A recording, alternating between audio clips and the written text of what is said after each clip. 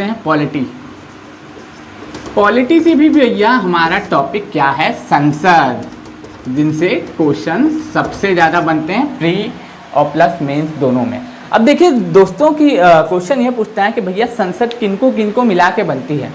तो संसद किनको किनको मिला के बनती है, पहला क्वेश्चन तो यही बन जाता है। हलवा क्वेश्चन है, लेकिन कई लोगों को ये भी नहीं पता होगा कि संसद किसको किसको मिला के बनती है। संसद में होते हैं टोटल 3 लोग। कौन कौन होते हैं? 3 लोग। संसद में होते हैं टोटल 3 लोग। पहला होता है लोकसभा, ठीक, दूसरा होता है राज्यसभा, ठीक, तीसरा होता है, तीसरे कौन होते हैं? महामहिम राष्ट्रपति। राष्ट्रपति। अब देखिए लोकसभा का वर्णन, सबसे पहली बात संसद का उल्लेख, हमारे भारत में एक संसद होगी, उसका उल्लेख किसमें किया गया है? हमारे भारत की एक संसद होगी, उसका उल्लेख किया गया है सन 79 में, ठीक। 79 में आर्टिकल नंबर 79 में कहा गया है कि भारत में एक संसद होगी। 80 में कहा गया है, 80 में क्या कहा गया है कि 80 में हमारी क्या होगी? राज्यसभा होगी। क्या होगी? राज्यसभा। आर्टिकल नंबर 80 में एक बार इसको आप रीचेक भी कर लीजिएगा, हो सकता है मेरे से कुछ गलती भी हो जाए। आप क्या नाम है, एक बार रीचेक करिएगा जरूर, हालांकि गलती होने के चांसेस बहुत कम है। और 81 में कहा गया है कि लोकसभा होगी। आर्टिकल नंबर 81 में एक लोकसभा होगी। और 53 में कहा गया है, 53 में कहा गया है कि भारत में एक राष्ट्रपति होगा। क्या होगा? भारत में एक राष्ट्रपति होगा। क्या होगा? भारत में एक राष्ट्रपति होगा, उसके पास कुछ शक्तियाँ होंगी, उसके बारे में इसमें वर्णन किया गया है। तो थोड़ा थोड़ा आप आर्टिकल भी याद करते हुए चलिए साथ साथ में कि 79 में कहा गया है कि भारत के लिए एक संसद होगी, 80 में कहा गया है कि एक राज्यसभा होगा, और आर्टिकल नंबर 81 में कहा गया है कि हमारे भारत में एक लोकसभा होगी। लोकसभा के जो सदस्य होते हैं वो क्या होते हैं? डायरेक्टली चुने जाते हैं। जो लोकसभा के सांसद होते हैं वो डायरेक्टली चुने जाते हैं, और राज्यसभा के जो मेंबर होते हैं वो क्या होते हैं? इनडायरेक्टली चुने जाते हैं। क्या होते हैं? इनडायरेक्ट तरीके से चुने जाते हैं। प्रेसिडेंट का भी चुनाव जो होता है इनडायरेक्टली होता है।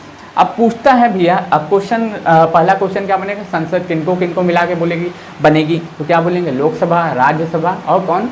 राष्ट्रपति। तीनों को मिला के हमारी एक संसद बनती है। क्या बनती है? हमारी एक संसद बनती है। अब देखिए लोकसभा जो है, लोकसभा के मेंबर्स का जो कार्यकाल रहता है वो क्या रहता है? 5 वर्ष रहता है। 5 वर्ष। अगर कोई बीच में, अगर मान लीजिए वो त्यागपत्र नहीं देते हैं, तब उनका जो कार्यकाल है वो 5 वर्ष रहता है। 5 वर्ष बाद क्या होती है? लोकसभा विघटित हो जाती है, लोकसभा समाप्त हो जाती है, फिर नया इलेक्शन होता है, फिर नई लोकसभा चुनती है। अभी जो हमारे नरेंद्र मोदी साहब हैं वो 17वीं लोकसभा के मेंबर हैं। क्या है? 17वीं लोकसभा का चुनाव हुआ था, उसके तहत वो प्रधानमंत्री बने हैं, देश के पूर्ण बहुमत की सरकार है, ठीक। राज्यसभा के मेंबर्स का जो कार्य होता है, कार्यकाल होता है 6 वर्ष का होता है। कार्यकाल जो होता है 6 वर्ष का होता है। क्या होता है? कार्यकाल राज्यसभा के मेंबर्स का 6 वर्ष होता है, और हर 2 साल में 2/3 सदस्य, 1/3 सदस्य क्या हो जाते हैं? रिटायर्ड हो जाते हैं। 1/3 सदस्य क्या हो जाते हैं? रिटायर हो जाते हैं। अब देखिए 6 साल हो जाता है इनका कार्यकाल और रिटायर हो जाते हैं, तो कई लोग को इसमें डाउट हो जाता है, ठीक। अब इसको हम लोग एकदम अच्छे से एक्सप्लेन करते हुए पढ़ेंगे, राज्यसभा को भी, राष्ट्रपति को भी और लोकसभा को भी। आज हम लोग बात किसके बारे में करेंगे? लोकसभा के बारे में बात करेंगे। लोकसभा के मेंबर्स का जो कार्यकाल होता है कितने वर्ष होता है? 5 वर्ष होता है। और राज्यसभा के मेंबर्स का कार्यकाल होता है 6 वर्ष, ठीक। अब लेकिन हर 1 साल 2 साल में 1/3 सदस्य इनके रिटायर हो जाते हैं। अब कई लोग को कन्फ्यूजन हो गया होगा, 6 साल भी है, रिटायर भी हो जाते हैं। देखिए ये मालूम है क्या है? ये जो है स्थायी सदन है, ये कभी भंग नहीं होती है। ये जो है राज्यसभा जो है स्थायी सदन है। क्वेश्चन बनता है कि कौन सा सदन होता है जो कभी भंग नहीं होता है, जो कभी समाप्त नहीं होता है? तो क्या होता है?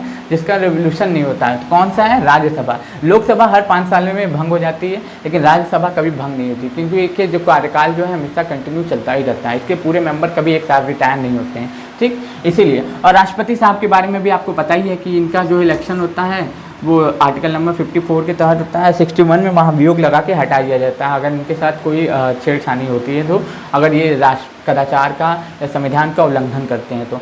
इनका जो कार्यकाल होता है इनका भी 5 ही वर्ष होता है, ठीक। इनका भी चुनाव इनडायरेक्ट तरीके से ही होता है, ठीक। अब लोकसभा में बेसिकली आप जानते होंगे कि लोकसभा के जो मेंबर्स में, लोकसभा के अगर हमें मेंबर बनना है तो हमारी एज कितनी होनी चाहिए? लोकसभा के अगर हम लोग मेंबर बनते हैं तो हमारी एज मिनिमम 25 होनी चाहिए।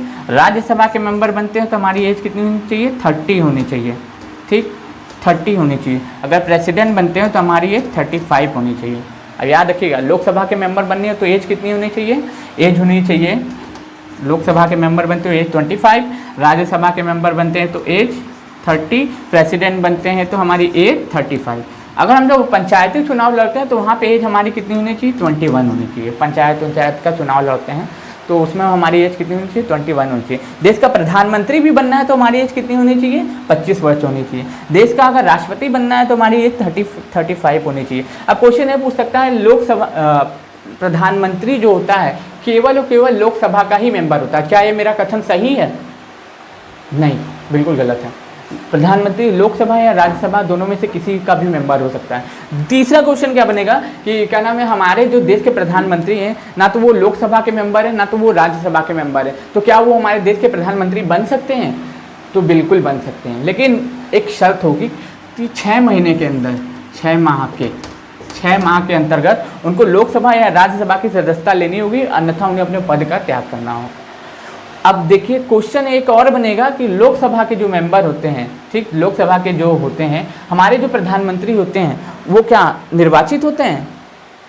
हमारे देश का प्रधानमंत्री निर्वाचित होता है? तो नहीं, मनोनीत होता है। कौन होता है? अपॉइंट किया जाता है। किसके द्वारा? राष्ट्रपति के द्वारा। बहुमत दल का जो नेता होता है, वो बहुमत दल की पार्टी जिससे अपना नेता नियुक्त करती है, उसी को क्या करते हैं, राष्ट्रपति अपॉइंट कर देते हैं, शपथ दिला देते हैं, वो देश का प्रधानमंत्री बन जाता है। तो याद रखिएगा, सांसदों का चुनाव होता है, कभी भी क्या होता है, प्रधानमंत्री का चुनाव नहीं होता है, प्रधानमंत्री को अपॉइंट किया जाता है। याद रखिएगा आप लोग, इससे अनभिज्ञ मत रहिएगा, क्योंकि इससे क्वेश्चन हर बार बनते हैं और इसमें कई लोग फंसते भी हैं। तो मैं कोशिश करूँगा कि आपको ईजी तरीके से समझा पाऊँ, ठीक।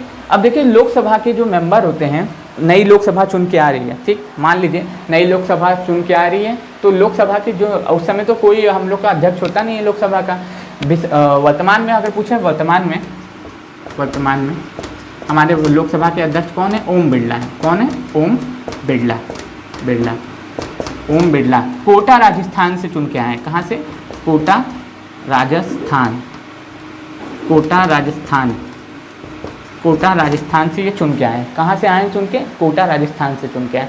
अब देखिए बेसिकली आपको मैं एक चीज़ और बताना चाहता हूँ कि जो हमारे जो लोकसभा के जो मेंबर होते हैं उनको जो शपथ दिलाने का काम कौन करता है? प्रोटेम स्पीकर करते हैं। कौन? Pro tem speaker. जैसे मान लीजिए मैं नई लोकसभा चुन के आया और मैं देखूंगा कि मैं सबसे बुजुर्ग व्यक्ति हूँ, तो मुझे क्या बना देंगे? प्रोटेम स्पीकर बना देंगे। मैं धीरे धीरे करके सबको शपथ दिला दूंगा। फिर अपने जब जैसे ही अध्यक्ष का चुनाव कर लिया जाता है उसके बाद क्या होता है, मैं अपना जो पद है त्याग दूंगा। ठीक, क्या करूंगा? मैं अपना पद त्याग दूंगा। लोकसभा के पास कुछ ज़्यादा ही शक्तियाँ प्राप्त है कंपेयर टू राज्यसभा। ठीक, जैसे कि मान लीजिए लोकसभा का जो अध्यक्ष होता है, कि हम लोग कहते हैं कि लोकसभा के अध्यक्ष जो होता है आर्टिकल नंबर 100 के तहत क्या करता है? निर्णायक मत देता है। ये निर्णायक मत देता है। कौन? लोकसभा का मेंबर। आर्टिकल नंबर 100 के तहत लिखा गया है कि अगर मान लीजिए कोई बिल आया, संसद में कोई बिल आता है, ठीक, संसद में मान लीजिए कोई बिल आता है, 50% वोट मिल गए किसको? एक तरफ वाले को 50% वोट मिल गए। मान लीजिए टोटल 100 लोग हैं, 50 लोग बिल के लिए हाँ बोले, 50 लोग बिल के लिए ना बोले, हाँ ना। अब देखिए यहाँ पे क्या रहेगा? अध्यक्ष ये जिधर चला जाएगा +1, ये जिधर चला जाएगा वो बिल उधर पास हो जाएगा। आपको क्या लगता है कि वो जो अध्यक्ष है कभी भी अपनी पार्टी के विरोध में जाएगा? बिल्कुल नहीं जाएगा। वो कहाँ जाएगा? जिधर उसकी पार्टी रहेगी उधर वो चला जाएगा, वो बिल पास हो जाएगा। तो लोकसभा के जो मेंबर होते हैं ना, लोकसभा के अध्यक्ष को मत देने का अधिकार नहीं होता है। जब मत बराबरी की स्थिति में उसे मत देने का अधिकार होता है। जब मैटर फंस जाता है कि भैया इधर 5 लोग हैं, इधर 5 लोग हैं, हम किधर जाएं, तब वो किधर जाएगा? अपनी पार्टी के साथ चला जाएगा और क्या करेगा? बिल को पास करा देगा। तो याद रखिएगा, तो लोकसभा के मेंबर को जो रहता है, लोकसभा के अध्यक्ष को मत देने का अधिकार नहीं रहता है। लोकसभा के सदस्य को और लोकसभा के जो अध्यक्ष होते हैं उनको मत देने का अधिकार नहीं होता है बेसिकली नॉर्मल कंडीशन में। जब मत निर्णायक होता है तब वो क्या कर देते हैं? वोट देते हैं, मतदान करते हैं। अब देखिए होता क्या है कि लोकसभा अध्यक्ष के पास कुछ ताकतें हैं प्राप्त है, जैसे कि धन विधेयक घोषित करना। किसी भी बिल को धन विधेयक घोषित करना, वो काम कौन करता है? लोकसभा के अध्यक्ष करते हैं। लोकसभा तथा राज्यसभा की जो संयुक्त बैठक होती है, संयुक्त बैठक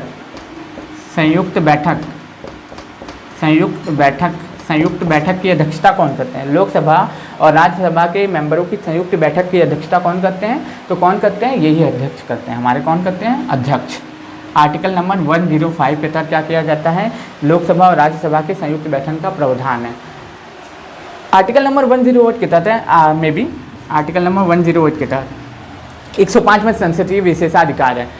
108 के तहत क्या करते हैं, हमारे जो लोकसभा के अध्यक्ष होते हैं, बेसिकली आप ये याद रखिएगा कि लोकसभा के अध्यक्ष को ही संयुक्त बैठक की अध्यक्षता करने का अधिकार है, और किसी भी बिल को धन विधेयक घोषित करना ये किसके पास पावर है, लोकसभा अध्यक्ष के पास पावर है। ठीक, लोक संयुक्त बैठक के अध्यक्षता करने का अधिकार, किसी भी बिल को धन विधेयक घोषित करने का अधिकार, ये दोनों अधिकार किसके पास प्राप्त है, तो हमारे लोकसभा अध्यक्ष के प्राप्त है। लोकसभा अध्यक्ष मत कब करते हैं, लोकसभा मत यानी कि मतदान कब करते हैं, जब मत बराबरी की स्थिति में हो जाता है। और लोकसभा अध्यक्ष जो होते हैं उनका वो क्या करते हैं, उनका कार्यकाल भी कितने दिन का होता है, 5 साल का होता है। कितने साल का होगा, 5 साल के अध्यक्ष, पीठासीन अधिकारी उन्हें बोला जाता है। राज्यसभा के जो पीठासीन अधिकारी होते हैं वो कौन होते हैं, उपराष्ट्रपति होते हैं। उपराष्ट्रपति इस समय उपराष्ट्रपति कौन है, वेंकैया नायडू। कौन है, वेंकैया नायडू। राष्ट्रपति कौन है, श्री रामनाथ कोविंद, महामहिम, देश का प्रथम नागरिक, देश का द्वितीय नागरिक। कौन है, देश का प्रथम नागरिक, देश का द्वितीय नागरिक। मैं आशा करता हूँ आपको लोकसभा के बारे में काफ़ी कुछ सीखने को मिली होंगी। पहला, लोकसभा के मेंबर बनने हो तो हमारे एज 25 होनी चाहिए। ठीक, लोकसभा और राज्यसभा के कहीं के भी मेंबर नहीं होंगे तब भी हमें प्रधानमंत्री पद के लिए क्या किया जा सकता है, मनोनीत यानी कि अपॉइंट किया जा सकता है। लोकसभा के अध्यक्ष के पास ताकत क्या होती है, दो खास ताकत होती है, लोकसभा और राज्यसभा की संयुक्त बैठक की अध्यक्षता करना, किसी भी बिल को धन विधेयक घोषित करना। लोकसभा का कार्यकाल 5 साल का होता है, ये कभी भी विघटित हो सकती है। ठीक, इतनी चीज़ें थी आपको जो लोकसभा के बारे में जाननी थी। कुछ और भी चीज़ें हैं जो मैं आपको कल बताऊंगा, और फिर उसके बाद राज्यसभा, फिर उसके बाद राष्ट्रपति, धीरे धीरे करके मैं आपका पूरा संसद मे बी 3 से 4 लेक्चर में संसद को पूरा मैं कंप्लीट कर दूंगा। इनसे क्वेश्चन बनते हैं, बहुत ही इंपॉर्टेंट हो जाती है आपके लिए। तो मैं आशा करता हूँ ये वीडियो आपको पसंद आया होगा। अगर पसंद आया तो चैनल को लाइक करें, सब्सक्राइब करो, चैनल को जरूर आगे बढ़ाएं। धन्यवाद।